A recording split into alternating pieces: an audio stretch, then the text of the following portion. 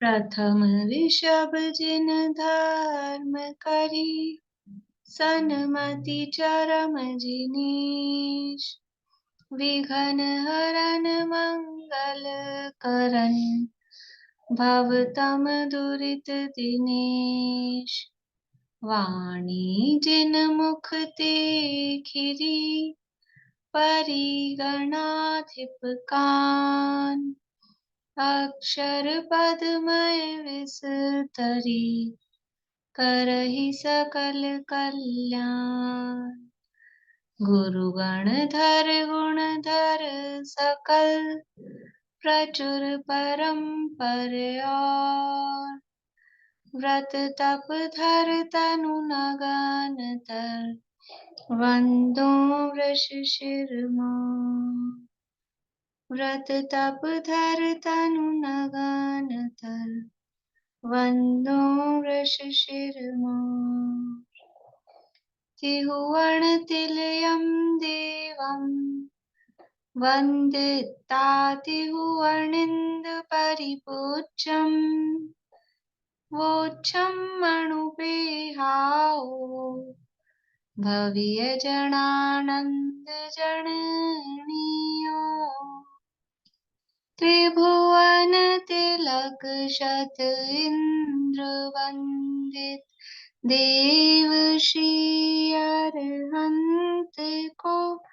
कर नमन कहूँ अनुप्रेक्षाएं, भव्य को सुख कर आपो। रेणु जी, आज तो गाथाएं सुनाई दीजिए शुरू से अनित्य अध्रुव अनुपेक्षा की।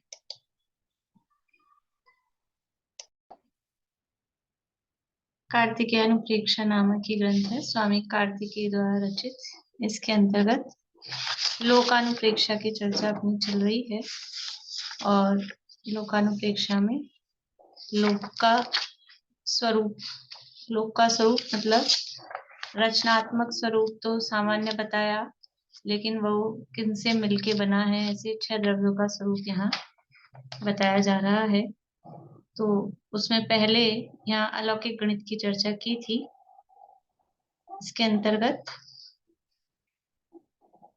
जगन्य परीत अनंत किस प्रकार निकाला जाता है, ये बताना है।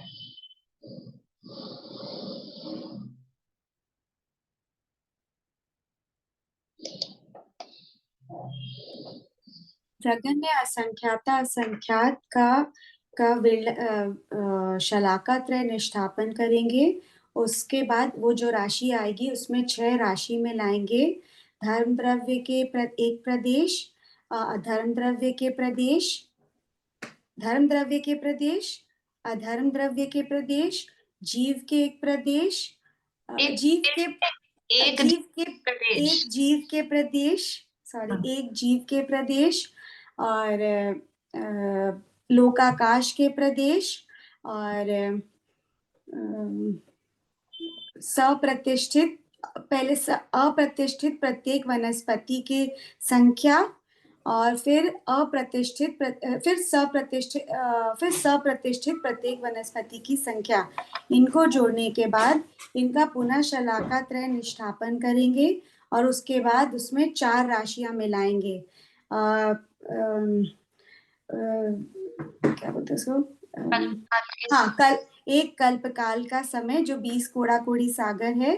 फिर धर्म स्थिति, कल्प काल 20 कोड़ा कोड़ी सागर है, उसके समय मतलब कल्प काल के समय टोटल 20 कोड़ा कोड़ी सागर नहीं है। एक कल्प काल 20 कोड़ा कोड़ी सागर का है, उसके समय। अच्छा, उसके समय एक कल्प काल का समय। फिर कल्प काल का समय नहीं, के समय। एक कल्प काल के समय। फिर स्थिति अध्यवसाय के बंद, स्थिति बंद के अध्यवसाय स्थान की संख्या। फिर अनुभाग बंद अध्यवसाय की संख्या और उसके बाद योगों की अनुभाग प्रतिच्छेदों की संख्या। इनको जोड़ने के बाद इनका पुनः शलाका त्रय निष्ठापन करेंगे। अब जो राशि आएगी वो राशि जगन्य परीत अनंत है। बहुत बढ़िया, ठीक है। सबको याद आ गई बातें? जो पढ़ के आए थे तो कर ही थे, जो नहीं पढ़ के आए उनको याद आ गई कि नहीं बातें? अब देखो यहाँ जो शब्द आए ना, सप्रतिष्ठित प्रत्येक वनस्पति की संख्या, अप्रतिष्ठित प्रत्येक वनस्पति की संख्या, तो अभी वो आगे यहाँ अपन अभी स्वरूप पढ़ रहे हैं, सप्रतिष्ठित किसे कहते हैं, अप्रतिष्ठित किसे कहते हैं, और थोड़ी बहुत चर्चा आगे फिर संख्या की, अवगाहना की, वो भी चर्चा इसमें आने वाली है। तो अभी जो हमने पीछे पढ़ा है वो ऐसे नहीं वो पढ़ के अलग हो गया और अब नया प्रकरण चालू हो गया है। अब वो जो पढ़ा है उसको यहाँ पे जोड़ना भी है, यूज भी लेना है, और भूलना नहीं है, याद रखना ही है। जब भी अब अपनी 5 दिन बाद क्लास होती है, बीच में 3 दिन ही होती है ना ये क्लास, तो कम से कम थोड़ा ये अलौकिक गणित तो पढ़ के बैठना। एक बार पढ़ेंगे तो याद आ जाएगी वापस से बातें, चीजें, तो थोड़ा सा पढ़ के बैठना चाहिए। भूलना स्वाभाविक है, भूल जाएंगे, 5 दिन में ही भूल जाएंगे, मतलब इसमें कोई आश्चर्य वाली बात नहीं है। कोई ये सोचे हम तो भूल जाते हैं, तो आप अकेले ही नहीं भूलते हो, सभी भूल जाते हैं। इसको बार बार में देखना पड़ता है, बार बार में रिवाइज करना पड़ता है। तो एक आध बार मतलब बैठते समय उसको रिवाइज करके बैठे। अभी यहाँ अपनी चर्चा चल रही है, जीवों का वर्णन कर रहे हैं। तो जीव सबसे पहले 2 प्रकार के यहाँ जीव बताए, त्रस और स्थावर, और फिर उनके 2 भेद किए स्थावर जीवों के, बादर और सूक्ष्म। बादर और सूक्ष्म ये भेद किस में है? स्थावर जीवों में है। क्यों? त्रस जीव तो सारे के सारे बादर ही हैं, तो वो भेद उनमें नहीं है। फिर बादर और सूक्ष्म कौन कौन से हैं वो यहाँ बताया, उनका लक्षण बताया, और जो भेद किए थे वनस्पति का एक में, एक साधारण वनस्पति और एक प्रत्येक वनस्पति। तो साधारण का स्वरूप यहाँ बताया था 126वीं गाथा में। साधारण किसे कहते हैं? साधारण, साधारण किसे कहते हैं?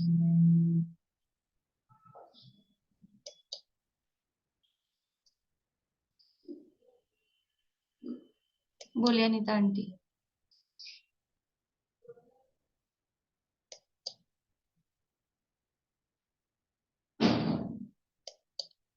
चालू नहीं हुई आवाज। जिन जीवों की आयु, श्वासोश्वास और आहार और एक चीज और है ना, वो सब साथ होता है, वो साधारण जीव होते हैं। आहार, आहार, आयु, श्वासोच्छ्वास, शरीर और आयु।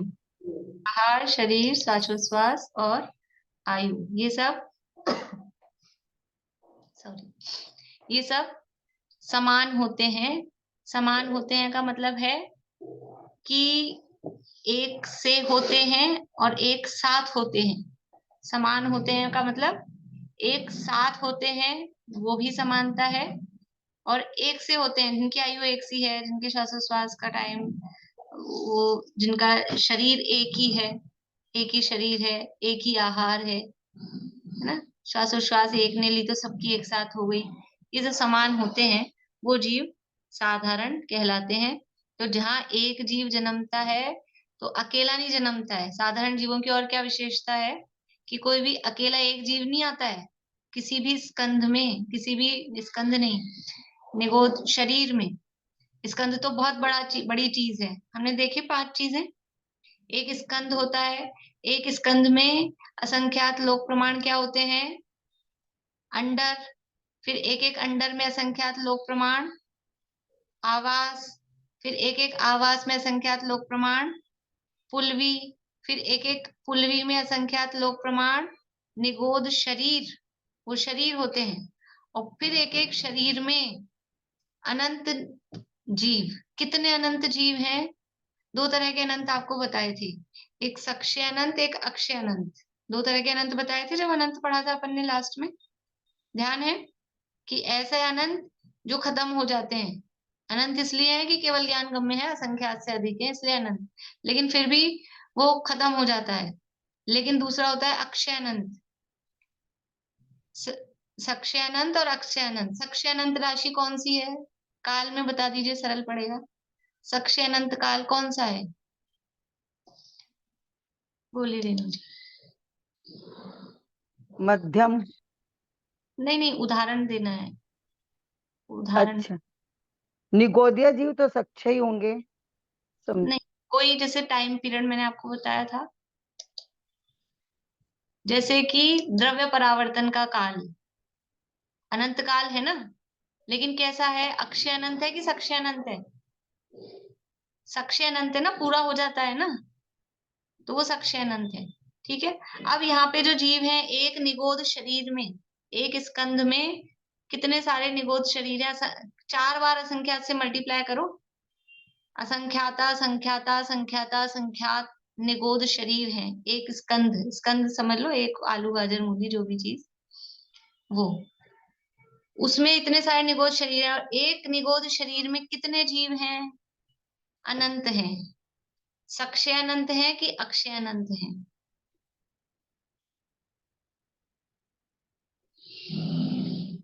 अक्षय अनंत है, अक्षय अनंत। कल परसों 2 दिन से तो बता रही हूँ, एक निगोद शरीर में एते जीव बखान, 3 काल के सिद्ध सब, एक अंश परमाण। वो 3 काल में भी उसका एक अंश भी सिद्ध नहीं होंगे, इतने जीव हैं, खत्म नहीं होने वाले। इतने इतने अक्षय अनंत जीव हैं। और शरीर कितने हैं? शरीर हैं कुल असंख्यात ही। असंख्याता संख्यात बोलो तो भी शॉर्ट, मतलब है तो असंख्यात का ही भेद। शरीर तो है असंख्यात और जीव है अक्षय अनंत। तो एक ही शरीर में अक्षय अनंत है, टोटल जीव मिलाएंगे तो भी सारे अक्षय अनंत। तो वो सब उनका शरीर, अनंत जीवों का एक शरीर है, अनंत जीवों का। तो ये सब उनका साधारण है। ये चर्चा यहाँ पे की। और फिर कल अपन ने बादर और सूक्ष्म का स्वरूप वाली गाथा और प्रत्येक और त्रस वाली, ये 2 गाथाएं भी कल अपन ने देख ली थी, 127 और 128। अब यहाँ पे फुट नोट में गोमट सार जी की गाथाएं दी है, तो अपन थोड़ा सा वहीं से इस प्रकरण को पढ़ते हैं। गोमट सार की गाथा नंबर 182 83 100, यहाँ जो गाथा दी है वो तो 186 है शायद। अपन थोड़ा एक गाथा पहले से पढ़ते हैं। उदयेदुवणफदिकमस्य जीवा वणफदि। एक मिनट।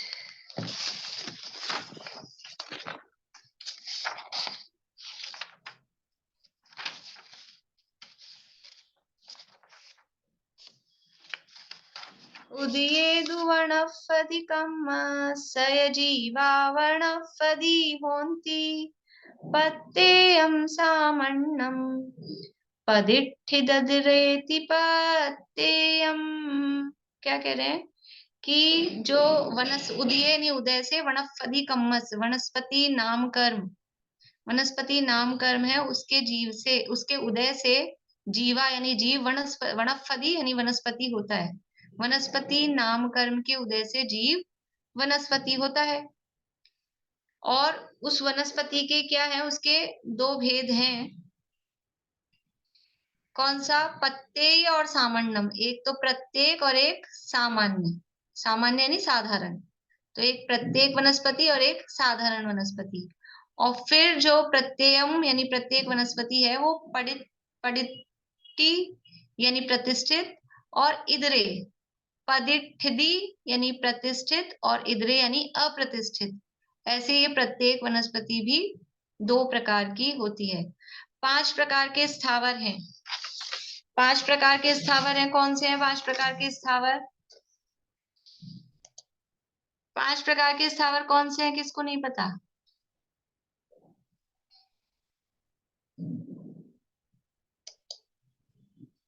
कोई है ऐसा? सबको पता है 5 प्रकार के स्थावर? बोलिए शकुंतला देवी जी।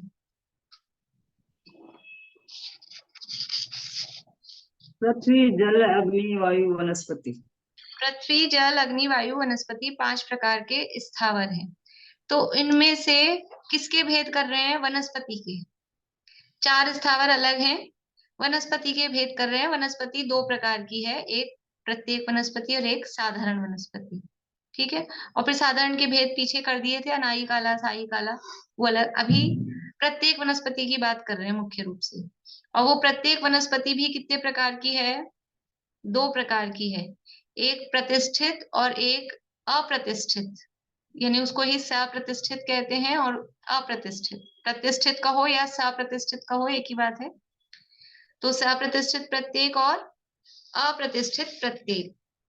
सप्रतिष्ठित किसे कहते हैं तो गाथा में तो नहीं दिया, लेकिन सप्रतिष्ठित मतलब जिनका शरीर साधारण जीवों से प्रतिष्ठित है वो कहलाते हैं सप्रतिष्ठित, साधारण जीवों से सहित है। जो साधारण जीवों से सहित है जो वनस्पति, वो कहलाती है सप्रतिष्ठित, उनसे प्रतिष्ठित है, वो उसमें स्थित है। प्रतिष्ठित मतलब वो प्रतिष्ठा वाला, प्रतिष्ठित नहीं, प्रतिष्ठित यानी जिसमें वो साधारण जीव स्थित है, वो उससे सहित है, वो है सप्रतिष्ठित। और अप्रतिष्ठित कि जो साधारण जीव जिसमें स्थित नहीं है वो अप्रतिष्ठित। टाइप किसका है? टाइप है प्रत्येक वनस्पति। वनस्पति कायिक में प्रत्येक वनस्पति का ही टाइप है, लेकिन एक वनस्पति, प्रत्येक वनस्पति तो ऐसी है कि जो साधारण जीवों से यानी निगोदिया जीवों से सहित है, और एक प्रत्येक वनस्पति ऐसी है जो निगोदिया जीवों से रहित है। तो जो निगोदिया जीवों से रहित है वो है अप्रतिष्ठित प्रत्येक, निगोदिया जीवों से सहित है वो है सप्रतिष्ठित प्रत्येक। हमको दुनिया में जितनी भी वनस्पति दिखाई देती है, जितने भी पेड़ पौधे, जो भी कुछ फल फूल साग सब्जियां, जो भी कुछ दिखता है हमको आंखों से वनस्पति के नाम पे, वो सब क्या है? वो सब प्रत्येक वनस्पति ही होती है। साधारण वनस्पति आंखों से दिखाई नहीं देती। तो जो भी हमको दिख रहे हैं ये सब प्रत्येक वनस्पति है। अब इन्हीं में कोई सप्रतिष्ठित है, कोई अप्रतिष्ठित है, कोई कोई है, कोई कभी सप्रतिष्ठित है कभी अप्रतिष्ठित है, कभी अप्रतिष्ठित है कभी सप्रतिष्ठित है।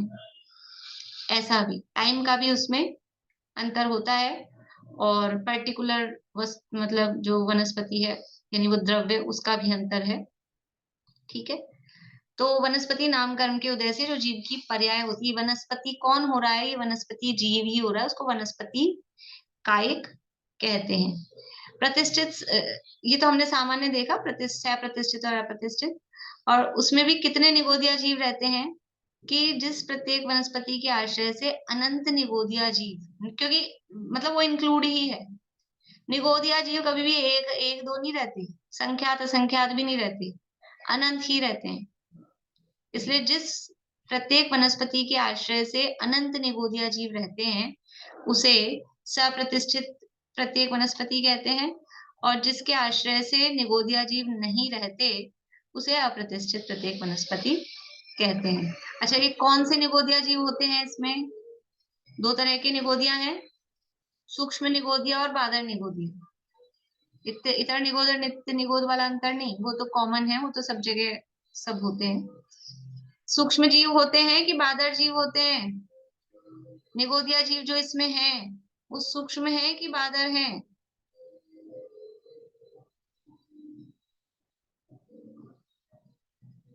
थोड़ा दिमाग लगाना पड़ेगा आप लोगों को। दिमाग लगा के 3 उंगली दिखा रहे हैं रेणु जी, इतना भी दिमाग नहीं लगाना है, 1 या 2 में से ही आंसर है। देखिए जवाब है बादर, किसी के आश्रय से रह रहे हैं ना। सूक्ष्म जीव, सूक्ष्म जीव तो आधार की जरूरत ही नहीं है, वो तो पूरे लोक में व्याप्त ही है। ये तो प्रत्येक वनस्पति के आधार से रह रहे हैं, तो बादर जीव रहते हैं। सूक्ष्म जीव तो सब जगह भरे ही है ना, अलग से बताएं क्या? कोई भी जगह खाली नहीं है सूक्ष्म जीवों से रहित, वो तो सब जगह भरे ही है। ये सप्रतिष्ठित प्रत्येक में बादर निगोदिया जीव उसमें उसके आश्रय से रहते हैं। अब देखिए, चाहे आप कार्तिकेय अनुप्रेक्षा में भी देखते जाइए, जो गाथा नीचे दी है फुटनोट में, ये गोमटसार जी जीवकांड की 186 नंबर की गाथा है। उसकी एक गाथा पहले की गाथा पढ़ी थी हमने, देखिए गाथा पढ़ते हैं। मूलग पोर बीजा कंदातः खंद बीज बीज रुहा समुच्छिमाय भणिया पत्ते अनंत कायाय। अब ये पहचान बता रहे हैं, किसकी पहचान बता रहे हैं, अब ये वर्णन किसका कर रहे हैं कि कौन सी वनस्पतियां सह-प्रतिष्ठित होती हैं, कौन सी अप्रतिष्ठित होती हैं। तो ये नाम नहीं बताएंगे, ये आलू, ये गाजर, ये मूली की, ये घिया की, ये ककड़ी, ऐसे नाम नहीं बताएंगे। पहचान का चिन्ह बता रहे हैं, आप पहचान कर लो। क्यों? क्योंकि अभी एक बात बताई थी आपको कि कुछ वनस्पतियां तो हमेशा सप्रतिष्ठित ही होती हैं, कुछ वनस्पतियां ऐसी होती हैं जो कभी सप्रतिष्ठित होती हैं, कभी अप्रतिष्ठित होती हैं। जो भी एक नियम है, इसमें आगे गाथा आएगी कि जो भी प्रत्येक वनस्पति होती है, जो भी प्रत्येक वनस्पति होती है, नियम है इसमें, गाथा है, वो अपनी उत्पत्ति के प्रारंभिक अंतर्मुहूर्त में तो अप्रतिष्ठित ही होती है। जो भी प्रत्येक वनस्पति होती है वो उत्पत्ति के प्रारंभिक अंतर्मुहूर्त में तो अप्रतिष्ठित ही होती है। और फिर उसके बाद क्या होता है, उसके बाद में अंतर्मुहूर्त बाद उसमें निगोदिया जीव आ जाते हैं, उत्पन्न हो जाते हैं। तो उसके बाद में वो सप्रतिष्ठित हो जाती है। सारी वनस्पतियां प्रारंभिक अंतर्मुहूर्त में अप्रतिष्ठित ही होती हैं।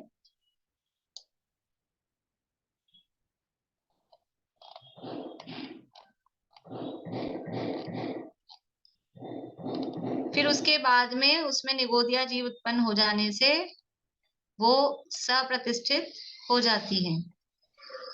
और फिर क्या होता है, फिर कुछ वनस्पतियां बाद में वापस अप्रतिष्ठित हो जाती हैं और कुछ सप्रतिष्ठित ही बनी रहती हैं। ठीक है, सारी वनस्पतियां प्रारंभिक अंतर्मुहूर्त में अप्रतिष्ठित होती हैं। देखिए प्रत्येक वनस्पति के नियम, प्रत्येक वनस्पति प्रारंभ के अंतर्मुहूर्त में यानी उत्पत्ति के प्रारंभ के अंतर्मुहूर्त में अप्रतिष्ठित ही होती है।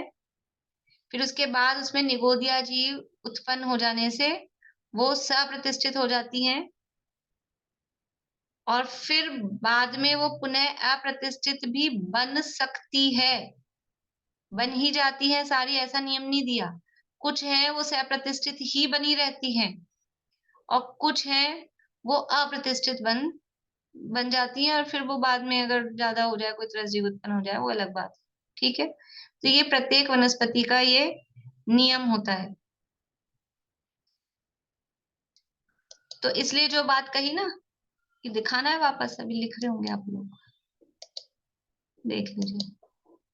तो जो बात कही थी ना कि कोई वनस्पति तो सप्रतिष्ठित ही होती है और कोई कभी सप्रतिष्ठित होती है, कभी अप्रतिष्ठित होती है।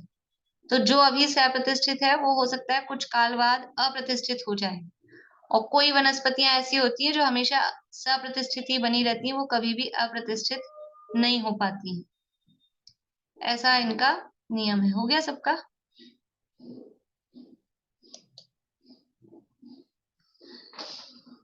तो यहाँ क्या कह रहे हैं, गाथा तो अपनी चल रही थी 186। इसमें कह रहे हैं मूलग पोर बीजा। मूलग, मूल, अग्र यानी अग्र, पोर यानी पोर, बीजा यानी बीज। मूल, अग्र, पोर यानी पर्व, और तह खंड, खंड यानी स्कंद, कंद या स्कंद, और खंड बीज अथवा उनका बीज, स्कंद तथा बीज, और रुहा, बीज रुहा यानी बीज से उत्पन्न होती है। समुच्छिमा या भणिया, और जो सम्मूर्छन होती हैं। पत्तेयानंत कायाए, ये सारी वनस्पतियां वो प्रत्येक हैं और वो अनंत काय यानी सप्रतिष्ठित और अप्रतिष्ठित दोनों प्रकार की होती हैं। देखिए मूल क्या होता है, यहाँ पहचान बता रहे हैं कि जो वनस्पतियां उत्पन्न होती हैं, कैसे उत्पन्न होती हैं कि मूल से, मूल यानी जड़, मूल समझते हैं, वनस्पतियां उत्पन्न होती है तो मूल से, मूल यानी जड़, जैसे अदरक आदि है वो जड़ है, उससे उत्पन्न होती है। दूसरा है अग्र, अग्र का मतलब है उसका फ्रंट, जैसे गुलाब का फूल है, वो गुलाब की कलम होती है ना, वो उसका आगे का वो काट के लगा देते हैं गमले में, आगे का जो हिस्सा होता है उसको गुलाब की कलम बोलते हैं, अग्रभाग है, उससे उत्पन्न होती है। कुछ है वो पर्व से, जो पोर होता है, जैसे कि गन्ने में पोर होता है, गन्ने में क्या बोया जाता है, गन्ने का बीज नहीं होता है, गन्ने की जो गांठें जो बीच में होती है ना, उन गांठों को उसको पर्व बोलते हैं, उससे वो उत्पन्न होती है। कुछ होती है कंद से उत्पन्न होती है, जैसे कि ये अपने आलू वगैरह है, पिंडालू बोलते हैं, वो कंद से, वो खुद ही कंद है, उसी से वो उत्पन्न होता है। कुछ है वो स्कंद से उत्पन्न होते हैं, स्कंद यानी उसका जो तना है, तो जैसे पलाश है, ढाक है, ये तने से स्कंद से उत्पन्न होते हैं। कुछ है वो बीज से उत्पन्न होती हैं, जैसे कि गेहूं है और दाल और जो भी धान वगैरह हैं, वो उनके बीज से उत्पन्न होते हैं। जो भी अपने उड़द वगैरह, मूंग मोठ वगैरह, वो वही वही उनका बीज है, उससे उत्पन्न होती है। और कुछ वनस्पतियां ऐसी हैं जो सम्मूर्छन है, सम्मूर्छन है मतलब जहाँ उनका जड़ भी नहीं है, उनका कोई अग्र भी नहीं है, उनका कोई स्कंद भी नहीं है, उनका कोई बीज भी नहीं है, वैसे ही उत्पन्न हो जाती है। तो घास आदि जो होती है उनको सम्मूर्छन, देखो यहाँ जो सम्मूर्छन कहा है, और एक जन्म के टाइप टाइप में सम्मूर्छन होता है, सम्मूर्छन गर्भोत्पादा जन्म, ये वो वाला सम्मूर्छन नहीं है। क्योंकि जन्म का टाइप देखेंगे तो सारी ही वनस्पतियां, एक इंद्रिय से चार इंद्रिय तक के सारे ही जीव कौन से जन्म वाले होते हैं, वो चर्चा अभी तत्वार्थ सूत्र में आगे आएगी, वो सब सम्मूर्छन जन्म वाले ही हैं।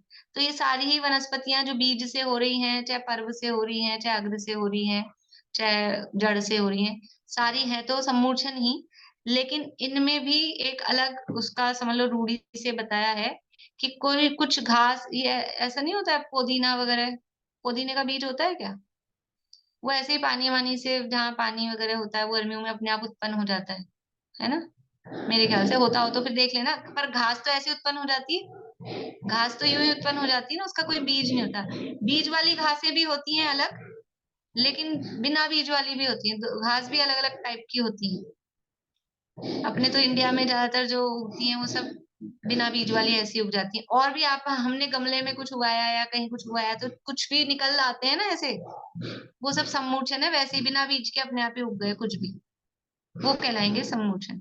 तो ये क्यों बता रहे हैं कि ये चाहे चाहे जड़ से उत्पन्न हुआ हो, चाहे अग्र से उत्पन्न हुआ हो, चाहे स्कंद से उत्पन्न हुआ हो, चाहे बीज से उत्पन्न हुआ हो, चाहे सम्मूर्छन, सारी वनस्पतियां, ये अलग अलग टाइप से उत्पन्न होने वाली वनस्पतियां सब कैसी हैं, सभी सप्रतिष्ठित भी हैं और अप्रतिष्ठित भी हैं। देखिए कार्तिक अनुप्रेक्षा में देखिए भावार्थ भी दिया है इसमें, वो पढ़ते हैं अपन। पेज नंबर है कार्तिक अनुप्रेक्षा में 63 नंबर का पेज है, नीचे फुटनोट में यही गाथा है और इसका भावार्थ। बहुत सी वनस्पतियां मूल से पैदा होती हैं, जैसे अदरक, हल्दी आदि। ये जड़ है, अदरक क्या है, हल्दी क्या है, ये जड़ है, तो ये मूल से पैदा होती है। कोई वनस्पति अग्रभाग से उत्पन्न होती है, जैसे गुलाब। किसी वनस्पति की उत्पत्ति पर्व यानी पंगोली, यानी वो जो उसकी बीच में गांठ होती है, उससे उत्पन्न होती है, जैसे ईख, बेत आदि। कोई वनस्पति कंद से पैदा होती है, जैसे सूरण आदि। अब ये सूरण क्या चीज होती है, अपने तो जो आलू है वो कंद है, शकरकंद नाम ही है उसका, कंद आता है उसके नाम में, वो उससे पैदा होती है। कोई वनस्पति स्कंद से पैदा होती है, जैसे ढाक, स्कंद यानी तना से। बहुत सी वनस्पतियां बीजों से पैदा होती है, जैसे चना, गेहूं आदि, मूंग मोठ वगैरह। कई वनस्पतियां पृथ्वी जल आदि के संबंध से पैदा हो जाती हैं, वे सम्मूर्छन है, जैसे घास आदि। ये सभी वनस्पतियां सप्रतिष्ठित तथा अप्रतिष्ठित दोनों प्रकार की हैं। सारी की सारी वनस्पतियां दोनों प्रकार की हैं, सप्रतिष्ठित भी हैं और अप्रतिष्ठित भी हैं। देखिए आगे गाथा है, इसके बाद नीचे अगले पेज पे फुटनोट पे दी है, यहां से ही पढ़ लेते हैं। गूढ़ सिर संधि पवम समभंग महीरेहं च छिन्न रूहम साहारणं शरीरं तद्विवरीयं च पत्येयम्। अब पहचान के चिन्ह बता रहे हैं। पहले तो वनस्पतियां कैसे कैसे उत्पन्न हो रही थी वो टाइप बताया। अब कौन तो सप्रतिष्ठित है यानी अप्रतिष्ठित है और कौन सी निगोद वाली है, साधारण है, साधारण के साथ वाली से अप्रतिष्ठित है, वो यहाँ बता रहे हैं। तो गूढ़ यानी जिनकी गूढ़ है, छुपी हुई है। क्या? सिर, सिर यानी शिरा, शिरा समझते हैं? वनस्पतियों में ऐसे पत्तियों में नहीं दिखती ऐसे रेखाएं सी, वो कहलाती है उनकी शिरा। रेखाएं जिनमें होती है, कुछ कुछ अपनी वनस्पतियों में भी होती हैं, मतलब अपनी सब्जियों में भी, जैसे कि ककड़ी, खीरा, खरबूजा, उसमें से लाइन दिखती है, वो लाइन होती है, तो वो है शिरा। पत्तियों में देख सकते हैं, पत्तियां होती है तो उसमें तो दिखती है शिराएं ऐसे लाइन। तो जिनकी शिर, गूढ़ का मतलब तो है गुप्त है, अप्रगट है, वो तो गूढ़ का अर्थ है। शिर यानी सिरा, संधि यानी जिनके ज्वाइंट्स हैं, कहीं कहीं किन किन चीजों में ज्वाइंट होते हैं, तो वो संधि यानी उनके ज्वाइंट। और पर्व यानी जो गांठ। अब जो जिसमें भी जो सारी चीजें एक ही वनस्पति मतलब एक ही सब्जी या फल में मिल जाएंगी ऐसा नहीं है। किसी में शिरा होगी, किसी में पर्व होगा, किसी में उनकी ये संधि ज्वाइंट होंगे। सबका अलग अलग है, यहाँ तो कॉमन रूप से बता रहे हैं। तो जिसमें सिरा दिखती हो उसकी शिरा, जिसमें ज्वाइंट दिखता हो उसका ज्वाइंट, जिसमें पर्व होते हो उनके पर्व, और जिनमें ये है संभंगम अहिरेहम यानी जिसके तंतु, जिसमें संभंग करें तो जिसमें तंतु पैदा न हुआ हो, और छिन्न रूहम कि जिनको छिन्न कर दिया, काट दिया, फिर भी वो बढ़ जाए। पहला क्या कह रहे हैं? गूढ़ सिर संधि पवम कि जिनकी शिरा, संधि यानी ज्वाइंट, और पर्व गूढ़ है यानी छुपे हुए हैं, अप्रगट है। मतलब जिन वनस्पतियों में रेखाएं बनती थी, बनती हैं, लेकिन अभी उनकी रेखाएं दिख नहीं रही। सप्रतिष्ठित की पहचान का चिन्ह बता रहे हैं कि जिनमें रेखाएं बनती हैं लेकिन अभी उनमें रेखाएं नहीं प्रकट हुई हैं, वो गूढ़ है। जिनमें संधि होती है मतलब उनके ज्वाइंट्स होते हैं लेकिन वो ज्वाइंट अभी अप्रगट हैं। और जिनकी पर्व यानी जिनमें पोर होते हैं, वो पोर भी अभी प्रकट नहीं हुए हैं। तो जब तक वो प्रकट नहीं हुए हैं तब तक वो क्या है? सप्रतिष्ठित हैं। जैसे कि ककड़ी, खीरा में अपन ने देखा तो वो लाइन्स ही नहीं दिख रही है अभी, इसका मतलब है कि वो अभी, हमारे शब्दों में कहें कि कच्ची है, खाने योग्य नहीं है, अभी सप्रतिष्ठित है, अभी उसमें अनंत निगोदिया जीव हैं। जब तक वो वनस्पति सप्रतिष्ठित है तब तक उसमें अनंत निगोदिया जीव हैं। तो ये पहचान के चिन्ह बता रहे हैं। ऐसे नहीं कह सकते हैं कि ककड़ी से अप्रतिष्ठित है और ये अप्रतिष्ठित है, क्योंकि वही ककड़ी जब शुरू में वो कच्ची है, पूरी डेवलप नहीं हुई है, तब तक वो सप्रतिष्ठित है, और जब वो पूरी डेवलप हो जाती है तो वो अप्रतिष्ठित हो जाती है। तो हम उसको यूज लेते हैं, ऐसा तो नहीं कहेंगे खाने योग्य है। वास्तव में तो कोई भी वनस्पति खाने योग्य नहीं है लेकिन फिर भी हम उसको यूज लेते हैं, उसमें कंपैरेटिवली कम हिंसा है। यहाँ अनंत अनंतानंत अक्षय अनंत जीव, और वो भी एक एक शरीर में, तो वो तो पूरा स्कंद है। तो कितने उसमें निगोद शरीर है, कितने जीव हैं। तो जो भी वनस्पतियां सप्रतिष्ठित हैं, कैसे पहचानेंगे? तो जिनमें शिराएं होती हैं उनमें अगर शिराएं प्रकट नहीं है, जिनमें अभी प्रश्न थोड़ा सा ये कर लें चर्चा, फिर और होए तो लिख के भी रख लेना आप लोग। तो एक से कॉमन होंगे ना, तो वो जवाब एक से में ही आ ही जाएंगे कुछ तो। जो भी आपको पर्टिकुलर पूछेंगे तो जितना बता पाएंगे देखेंगे, जो पर्टिकुलर भी होंगे। दूसरा है जिनमें ज्वाइंट्स होते हैं, जैसे कि अपने मौसमी है, ऑरेंज है, उसमें फाके बनती हैं, कलियां। तो वो जब अपने पास जो आती है ना, वो अप्रतिष्ठित होके आती है, क्योंकि अपनी तो सारी कलियां खुलती ही हैं उसकी। पर वो प्रारंभिक अवस्था में ऐसी होती होगी कि वो बिल्कुल जुड़ी हुई होती होगी, उसमें वो कलियां नहीं बन पाती हैं। तो जब तक वो कलियां नहीं बन पाई हैं तब तक वो सप्रतिष्ठित है। तो कोई मतलब ज्यादा लोभ में आके या कैसे भी करके या कोई स्वास्थ्य किसी भी उद्देश्य से, पर अपन ने तो मेरे ख्याल से किसी ने भी नहीं देखी होगी कि जिसकी बिल्कुल जुड़ी हुई ही हो, कलियां बनी ही नहीं हो, क्योंकि अपने पास से वो पूरी तैयार होके आती है। पर और भी चीजें होती हैं जो, जैसे कि कैरी होती है। अभी कैरी प्रश्न होगा ही आप लोगों का, कैरी सप्रतिष्ठित है कि अप्रतिष्ठित है? क्योंकि कैरी तो आम का पूर्व रूप है।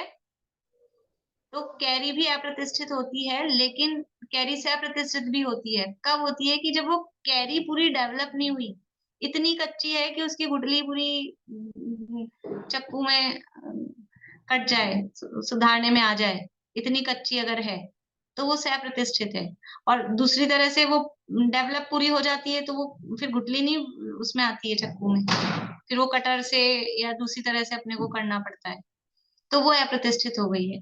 इसी तरह से आंवले भी जब बिल्कुल नए नए आते हैं तो इतने कच्चे होते हैं कि उनकी गुठली उठली सब साथ में चक्कू में आ जाती है, पता ही नहीं चलता है अपने को।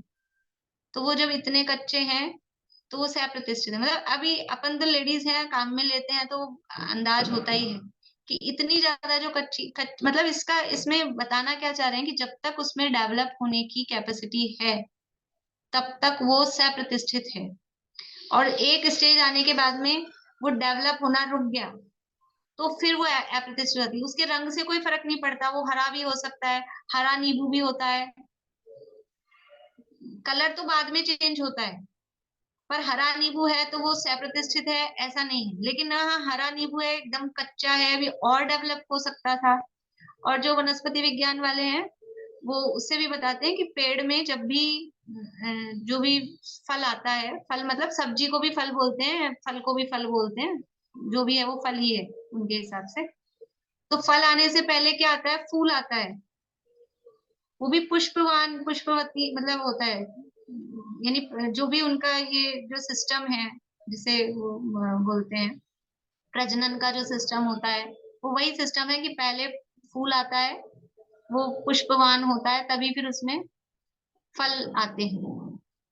तो वो फूल जब आया उसके बाद में फल आ गए, तो फल जब पूरा पक जाता है तो वो फूल सूख सा जाता है, काला पड़ जाता है, कुछ भी कहो।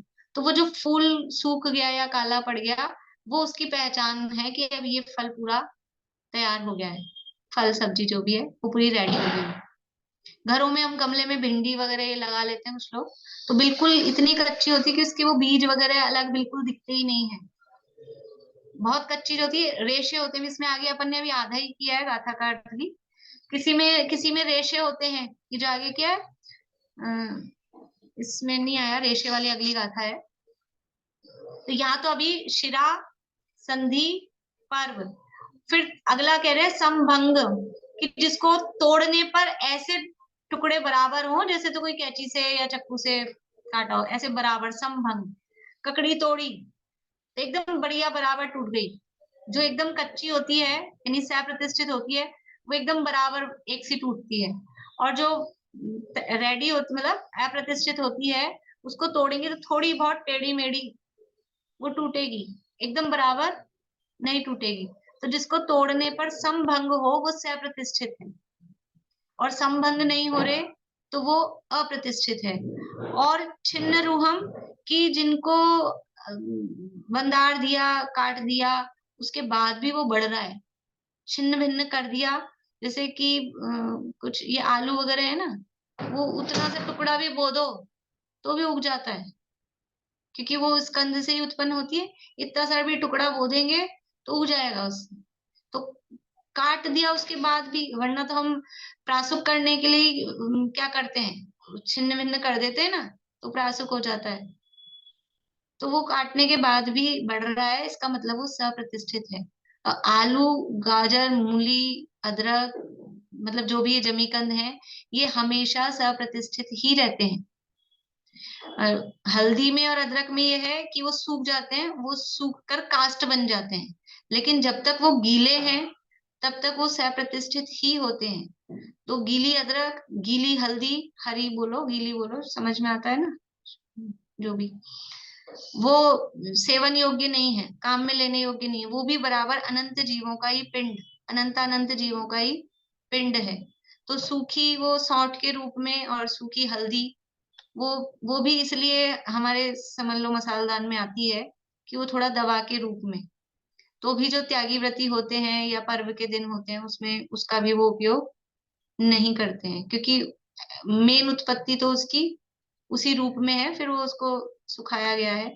तो वो अब ठीक है, गृहस्थ दशा है और कुछ वो औषधि के रूप में वो सौंठ और हल्दी वो काम में आती है, तो उसको सुखाकर ही काम में लिया जाता है। गीली हल्दी और गीली सौंठ भी बराबर वही आलू के बराबर ही, गाजर मूली ये सब उतना ही उसमें, ये हमेशा ही सेपरेट। आलू तो कभी नहीं सूखता, चिप्स बना दी कि आलू ऐसे नहीं सूखता है, वो चिप्स को पहले उसको उबाला जाता है। चिप्स की विधि मालूम है? अब तो सब रेडीमेड है, कोई बनाते ही नहीं होंगे, पता नहीं, आलू का नहीं लेकिन कभी देखा होगा, कहीं हमने देखा बचपन में कि वो आलू को पहले उबालते हैं फिर उसको सुखाते हैं। ऐसे नहीं सूखता है आलू, सूखता ही नहीं है, वो छिन्न रूह के बाद भी बढ़ता है। पड़ा पड़ा टोकरी में पड़ा हो तो उसमें उग जाते हैं और एक आलू में से दूसरा आलू निकल आता है। तो इसलिए ये सब सप्रतिष्ठित हैं। देखिए क्या कह रहे हैं, साधारणम शरीरम, वो साधारण शरीर है, तब विपरीयम च पत्ययम, और उससे विपरीत जो है वो प्रत्येक है। यानी जिनकी शिरा, अर्थ पढ़ लेते हैं एक बार अच्छे से समझ में आ जाए नीचे इसमें।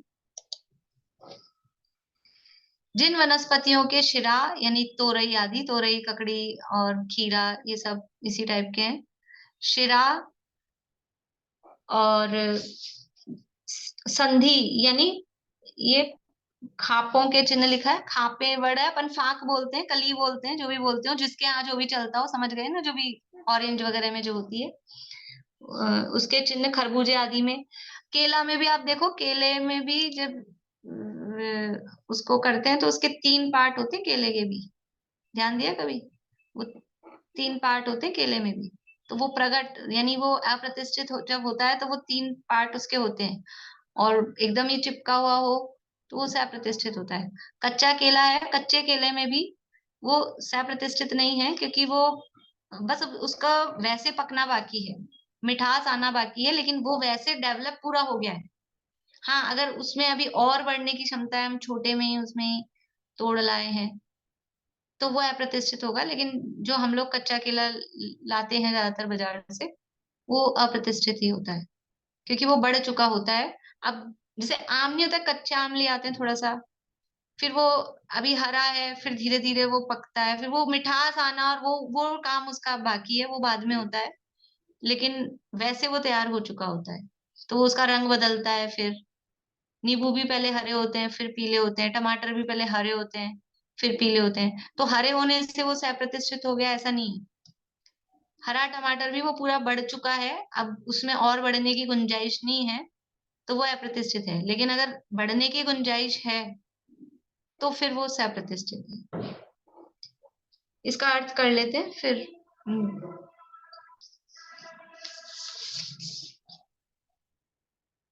कौन सा हाँ, ये जिन वनस्पतियों के शिरा, संधि, खापों के चिन्ह खरबूजे आदि में, पर्व, पंगोली, गन्ने आदि में प्रकट न हो, और जिनमें तंतु पैदा न हुआ हो, भिंडी आदि में, तथा जो काटने पर फिर बढ़ जाए, वे सप्रतिष्ठित वनस्पति है।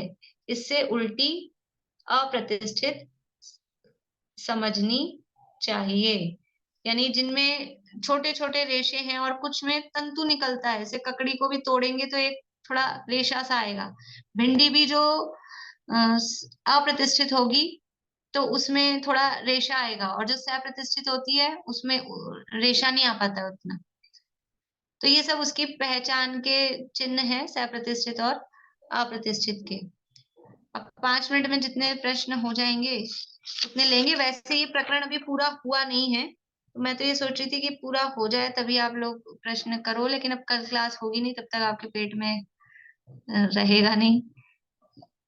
इसलिए पहले किसने हाथ खड़े किए थे? हाँ, दीपिका जी बोलिए।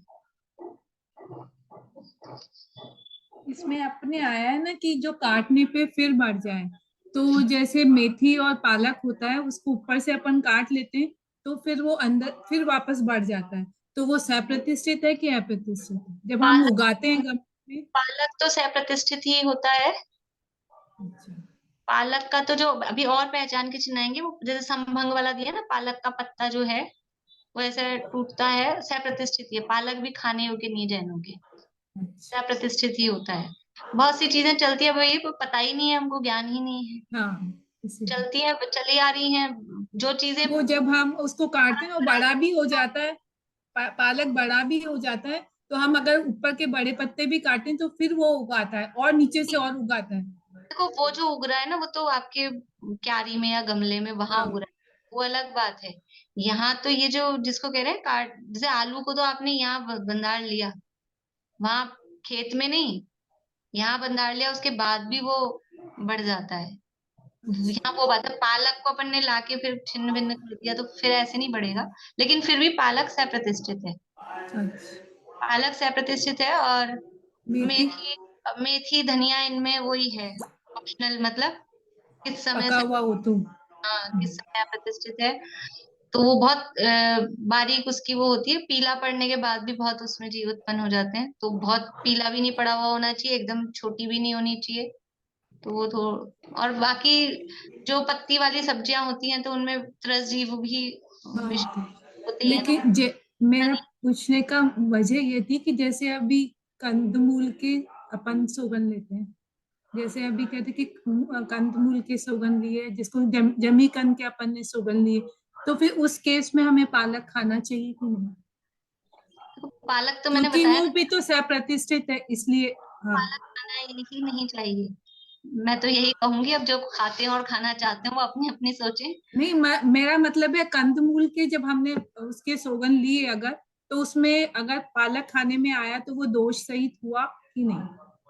देखो कंदमूल तो नहीं है पालक तो, पालक तो पत्ती है, वो मूल कंदमूल तो नहीं है, तो उस नियम में तो नहीं आ रहा है, लेकिन वैसे वैसे नहीं खाना चाहिए। पालक दोषयुक्त है।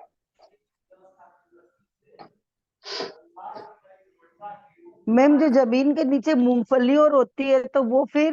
मूंगफली जमीन के अंदर होती है, लेकिन वो जमीन का मतलब वो जड़ रूप नहीं है, वो मूंगफली का, हाँ, मेरे को बोलना ही था।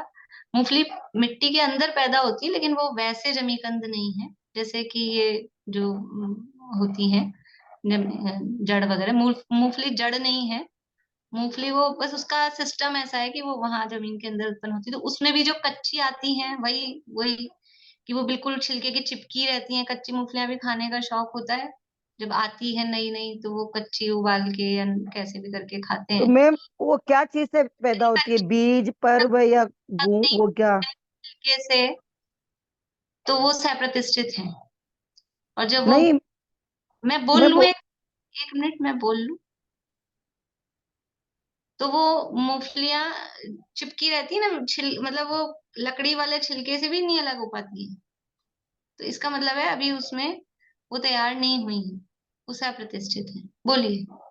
मैं बोली उसकी उत्पत्ति क्या वजह से होती है, जैसे अलग अलग जो दिए ना उत्पत्ति के कारण? अब वो पता कर लेना, आप नेट पे सर्च कर लेना, वो मूंगफली का नहीं, कोई बीज तो बीज से ही होती होगी मूंगफली, इसलिए। लेकिन वो बस वैसे जमीकंद नहीं है, इतना जरूर है कि वो जमीकंद नहीं है। पर जो जमीकंद नहीं भी हो उन सब में बस सावधानी ये रखनी है कि वो उतनी कच्ची होती हैं तो वो सह-प्रतिष्ठित होती हैं, वो पूरी पक जाए।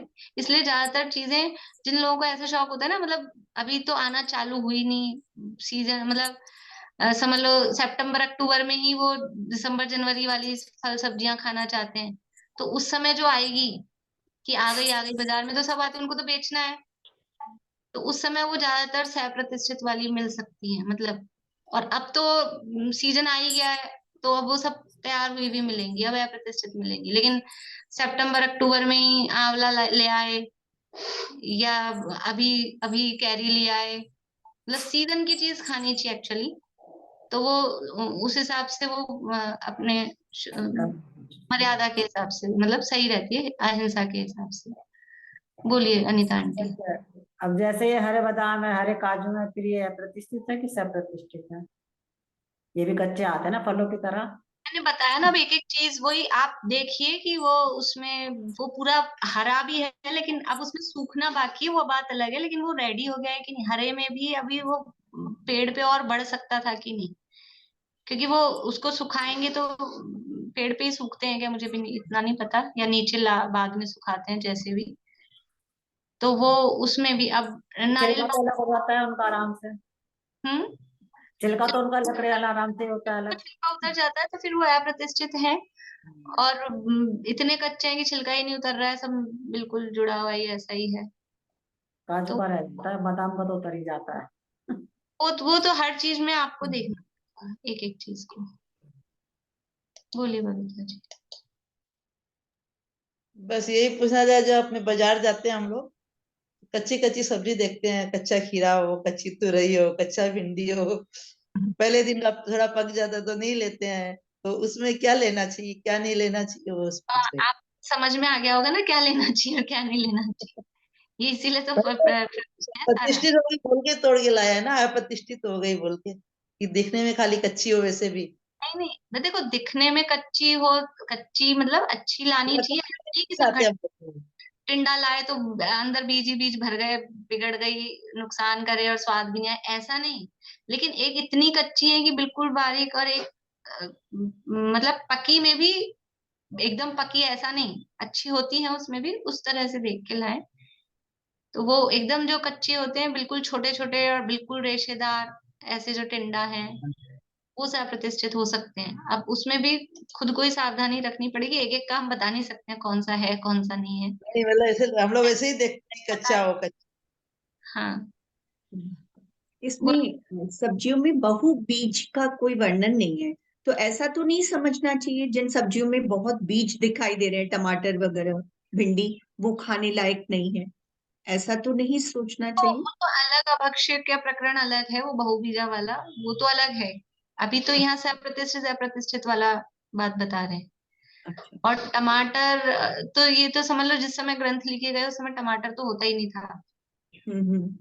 इसको तो कुछ लोग तो ऐसा बोलते हैं विलायती बैंगन है, मतलब ये तो अच्छा। अभी नया डेवलप हुआ है बाद हम्म। में। जिस समय ग्रंथ लिखे गए तब तक टमाटर डेवलप ही नहीं था। जैसे कुछ तो चीजें बाद में, जैसे अमेरिकन स्वीट कॉर्न आते हैं, ये पहले हाँ, कहाँ आते थे, पहले नहीं थे। ये तो बाद में डेवलप हुए हैं। तो उसमें भी मतलब सावधानी सब अपने हिसाब से रखें, यथायोग्य। देखो जो शक्य हो वो करें, जिनमें, और फिर त्याग का भी क्रम क्या होता है कि जिसमें अधिक हिंसा है उसको पहले छोड़ना चाहिए, और जिसमें कंपैरेटिवली कम हिंसा, हिंसा तो सब में ही है, वनस्पति मात्र काम में लेने योग्य नहीं है, तो त्याग का क्रम भी हो, अपने परिणाम भी देखे जाए, निभाना भी देखा जाए। लेकिन ये सब बातें इसलिए नहीं कह रही हूँ कि हमारे में है फिर भी नहीं छोड़ रहे, ऐसा नहीं, लेकिन थोड़ा विचार पूर्वक, अभ्यास पूर्वक, जिससे परिणामों में संक्लेश नहीं हो। किसी भी नियम को लेने से पहले उसका कुछ दिन बिना नियम के अभ्यास करना चाहिए, तो अपने परिणाम कैसे हो रहे हैं, हमारे भाव बराबर बन रहे हैं घर में, और उसमें हम हमसे निभ रहा है नहीं निभ रहा है, वो सारी चीजें अपने को समझ में आ जाती है, और फिर अभ्यास हो जाता है, फिर उसका बराबर मंदिर में जाके नियम ले लेना चाहिए। तो अभ्यास करना चाहिए, लेकिन इसका मतलब ये नहीं है हमने नियम नहीं लिया, हम वैसे नहीं खाते तो फिर बिना नियम का फल भी नहीं मिलेगा, फल तो नियम का ही लगना है, तो अविरमण रूप पाप तो रहेगा ही।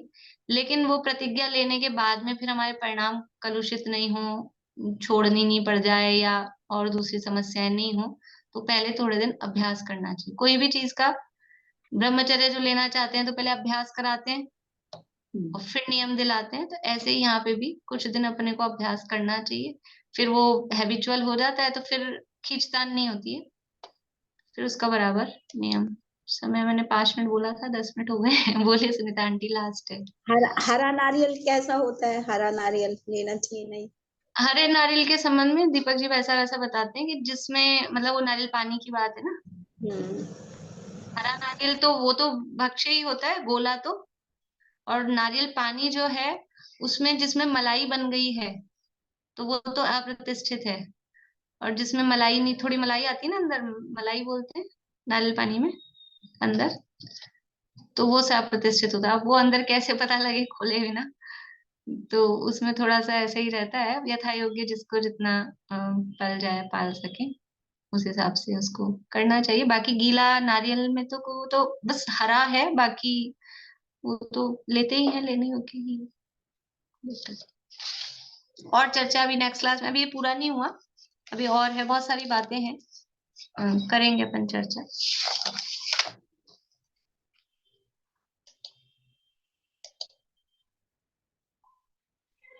कोई और बोलना चाहते हैं कि ऋणवाणी स्तुति? चलो चेतना।